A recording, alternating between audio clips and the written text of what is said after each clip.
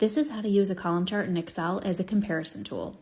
Let's say you have something like units sold compared to units remaining. Let's highlight everything, Alt plus F1, and insert our chart. Next, I'm going to click on the title and highlight everything to override what's there, and let's say units sold makes sense for us. Right click and let's format. I'm moving the gap width down so that those bars are wider. Then our remaining column needs to be on the secondary axis. That's going to put it on top of the orange column. Adjust that gap width back up so that that bar is smaller. You want to be able to see that. Right click on that vertical axis and press delete. We only need the left axis. And then you can move your legend over. You can insert a text box if you want to add something like as of the date. This is helpful if it's something you routinely update to know when it was last updated.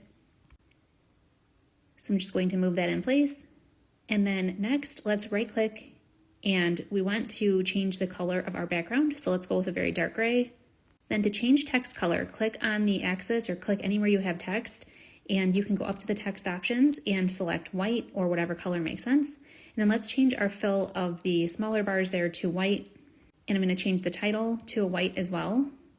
The high contrast makes these bars really stand out. I'm going to make this larger just so it's easier to see. We don't need to reference our data below at this point. Let's change the as of to white.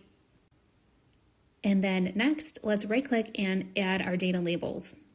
We can make edits to these, so let's click on them and then again, right click to format them and go up to text options and let's change the color if you want and also add a solid line. It makes it look like a bold appearance.